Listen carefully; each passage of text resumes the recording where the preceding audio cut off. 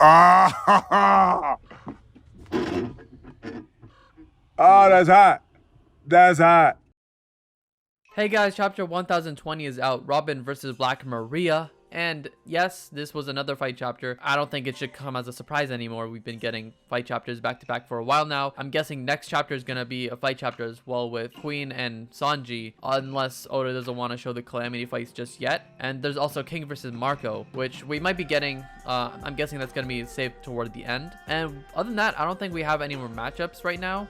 Oh, Drake and Apu. That's another thing we need to see. And then there's Yamato versus Kaido, but whether we get a full-fledged chapter for that or not, I'm not sure yet. It seems like we've been just getting that fight at the beginning and end of these chapters, the fight chapters that we're having right now. So whether we get a full-scale chapter for their combat, that has yet to be seen. But yeah, I will admit that I was wrong about Yamato's Devil Fruit. I thought it was a Kirin, but that wasn't the case. It was a Makami. Now, I had no idea what a Makami was. I was like 99% sure that Yamato was a Kirin because of the whole thing that the Kirin symbolizes, and even the looks kind of look like one. And you know, that wasn't the case, and I was kind of surprised. Now, albeit the teeth that Yamato did have did not resemble that of a herbivore, so I guess I should have seen this one coming more. But even seeing the depictions of the Makami online, like just images itself, Yamato doesn't really look like one either. So I'm guessing that Oda just kind of put his own twist on it, because I haven't seen another depiction of this dog or this wolf that has that fire coating around them, but Yamato does seem to have that. So I don't know, I'm guessing that Oda just made something up. But now that with this recent revelation that we got, it seems like Yamato is in fact the depiction of the dog within the legend of Momotaro. We already got Marco the Phoenix, or the bird, that he represents the bird, and then we got the monkey, which represents Luffy, and now we have the dog, so the whole trio there is complete. But yeah, I looked into the Makami more, and I couldn't really find anything that was worth talking about. It just seems to be like a guardian deity that protects the weak and punishes the wicked, and I didn't really find anything more interesting. It doesn't seem to be that deep. It could just be to fulfill the legend of Momotaro, and that could really be it. But yeah, I just did like a surface level search. If anybody went deeper and could find anything interesting, please do let me know in the comments below. I would love to get to know this mythical creature more, because so far it doesn't seem like it ties into the themes of Wano or anything like that, and I would like to know more about Yamato. So yeah, leave a comment below if you know anything. Now, a couple chapters ago, Kaido said something like, "I'm not holding back against you, Yamato," like something like that, and I don't know how true that statement really is, because for one, Kaido is unscathed. My dude looks clean. So either he's going like super hard on Yamato and he's low diffing her, or he's just not trying. And that I think it's more like on the side that he's not trying, because if he was trying, why isn't he using named attacks like Ragnarok or like Thunder Bagua? He did use Blast Breath, yes, but that's like his default attack. If Kinemon and Raizo can deflect that, I don't think Yamato should have any trouble. And Kaido only used that, mind you, to counteract Yamato's attack, not on his own will to hurt her. So I don't think that Kaido is still substantially trying to injure Yamato. After all, it is his kid, so he's bound to have some sort of restraint or remorse toward Yamato. So for now, I don't think that Kaido is trying to injure Yamato as much as he would like, especially now that we see that he's talking to her and trying to win him over to his side. I think that's still the phase he's in. He's trying to talk things over with Yamato, maybe to change her mind or something, but obviously that's not going to happen. After he gets to see how determined Yamato is to open up the land of Wano and its borders, and how fixated she is on Odin, Kaido is definitely going to change his mind and actually try a bit. I think that's when the scenario will trigger. And never mind Kaido having no injuries, my dude has healed. So when Luffy gets back onto the rooftop, oh boy, he's in for quite the treat. Unless, you know, of course, Yamato does have like a kick in and injures Kaido or something like that. But we'll have to wait and see how that whole thing plays out.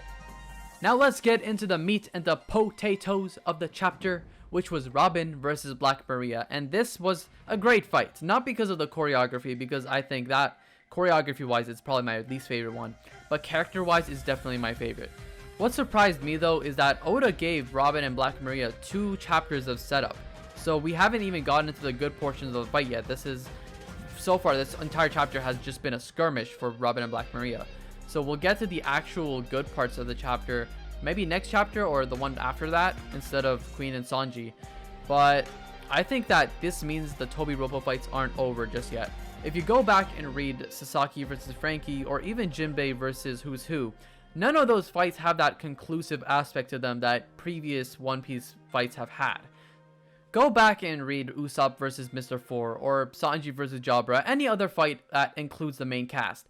They always have that end moment where they're standing triumphant over the opponent's body. We haven't gotten that for any of them. For Who's Who versus Jinbei, we just see Who's Who flying over, and then for Sasaki, we only see Frankie's face, and then it kind of transitions to somewhere else. And we don't get that oomph, yes, I did it, victory moment that we always get for every other fight. So obviously, well, I shouldn't say obviously because it's not obvious, but hopefully this is not the end. The only one I'm kind of skeptical about is Ulti and Nami, because Ulti has been through hell. Like, she got punctured by Big Mom, zapped a bunch of times, so she's been through it, and I'm not sure what'll happen there. We also need to give Usopp and Chopper some proper 1v1s as well, if in fact everybody should get a 1v1, which I think they should, but obviously it's up to Oda. So I'm guessing Page 1 will get up as well. He's been out for quite some time now, so I think that it's time for him to come back into the fray. But anyway, I'm kind of getting sidetracked onto the actual Robin fight. Now, the whole fight starts out with Saul, Professor Clover, and Olvia, and that completely caught me off guard. After like a second though, I obviously realized that these are not real, these are illusions of sorts. And I'm glad that notion was reflected into Robin as well, who showed a lot of combat maturity in this fight. I just really love this scene because not only does it show how strong Robin is mentally, but it also shows her development. She's overcome her childhood trauma. Think about being in her situation. Everybody you know dies right in front of you and you couldn't do anything about it. Your home country, or in this case your island, burns to the ground and you're left with nothing, and you're left alone to drift on unknown waters towards an uncertain future. If it weren't for Olvia's words to tell Robin to live, I'm sure she would have taken her own life at some point. Now imagine that you see those people that you love dearly right in front of you. Robin barely batted an eye to that. Yes, she did act a little emotional, but it was probably to catch the enemies off guard. Most people would succumb to their emotions and let that control them, entirely forgetting the current situation that they're in, just to get that moment of comfort to fill that gap in their hearts. However, Robin didn't do that, and you know why? It's because that hole in her heart has already been filled. She knows that she can't bring back the past, and she knows that she now has people that love her. As much as she loves her old life and everyone she knew back then, she can't replace them with the family she has now. I just found that to be really powerful. And I also liked how we got an explanation for Brook not falling for these illusions as well. Which brings me to the most disappointing part of the chapter. We were robbed, man. We were robbed. My disappointment is immeasurable, and my day is ruined. Beyond that though, we have Black Maria's weapon, which is a middle-aged old man that ate a pug smile fruit. So his head is the same, I'm guessing that's his real head, and his body is like a pug, and he's in the wheel, and he's spinning like a hamster, spinning that weapon. Typical Oda, I guess. Brook did have some pretty cool assists as well in this chapter, mainly clearing out the floor of fire and beating that pug abomination thing. But obviously this is Robin's fight, and Brook's not going to get in the way of that. It's been such a long time since Robin had a proper 1v1. I just hope that Brook has something more substantial or important, or like a more important role. Even if it's not a fight, I want him to do something like he did in Whole Cake Island, breaking Mother Caramel's photo or something like that. Because so far, if he's just fighting fodder and a number, that's not really interesting. So I hope Oda has something interesting planned for Brook. I find it really funny how Black Maria continues to taunt Robin after seeing how strong she was mentally and not succumbing to her emotions like that, because she keeps taunting her and saying, oh, like, you're a burden to your crew or whatever. Robin is way past this whole your existence is a sin talk, or like you're a burden. None of this will affect her anymore. She knows what lengths they would go to save her. She knows that they care about her so much and that she cares about them. And just the fact that Sanji, who's always prideful, who always thinks little of himself, the one that always tries to handle things on his own, is relying on her, that means the world to her.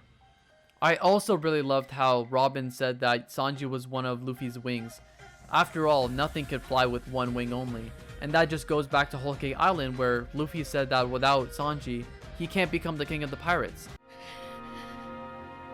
必ず戻ってこいサンジお前がいねえと俺は海賊王になれねえ But yeah, that's pretty much the end of the skirmish or little portion of the fight that we got. Now, one of two things could happen. Either we get the continuation of the fight and the conclusion next chapter, or we cut away to somewhere else, which that pretty much confirms that all the Toby Robo fights will continue on as well. Because I don't see us just cutting from Robin's fight right here and then going to somewhere else completely, and then coming back to this moment like 5 chapters later. Pacing wise, it wouldn't make much sense, and if we do cut away, this would be like the one time I'm glad we're cutting away from something. Speaking of cutaways, we go to Luffy's portion of the chapter, which was at the very end, and I'm surprised he actually showed no emotion or any notice to Kinemon or Kiku's supposed death by Momo. Maybe he doesn't believe it, or obviously he's got bigger priorities right now, and he can't let the emotion get like the best of him, but he didn't show anything, so I'm not sure what to think of that. Maybe it does show how much he's matured from the war at Marineford and everything that happened. But more importantly, we have Karibu. Now, he's been absent for the large majority of Wano, and now he appears all of a sudden here, and Luffy wants meat, and there's not enough on the ship. Well, guess what's gonna happen? I really hope I'm wrong, because I don't want these characters to be treated like plot devices. That's exactly what's going on here. If Karibu just randomly has a bunch of meat, whoop-de-doo. If that's the case, I just would have preferred there to be meat on the ship, or Luffy just gets better with whatever meat he ate, because I really don't want Karibu to be here and then just be a plot device to give Luffy food, and then that's it. And then, whatever, he's already conveniently and anticlimactically here anyway.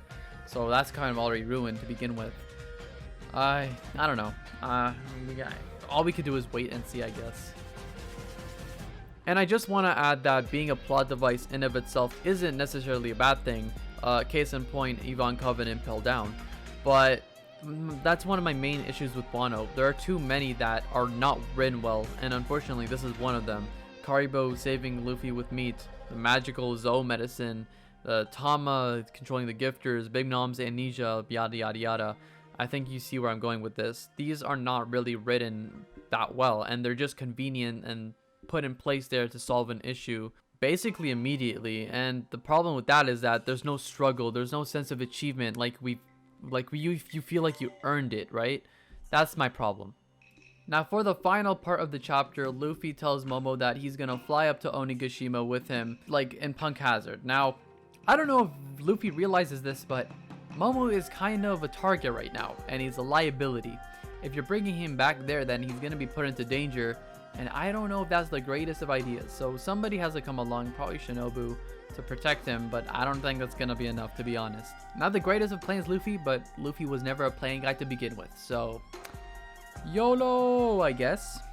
But this is kind of good because it gets Momo to be in that active leader position and actually take the helms of something, and you know, this situation could make him conquer his fear of heights. And not only that, now that I think about it, Momo could just technically come back down on his own, or Yamato could protect him in Luffy's stead. So there are those options as well. And yeah, that's pretty much the chapter. Nothing too groundbreaking, but it had some great moments. I love the character interactions with Robin and everything. 7.5 out of 10 is my score.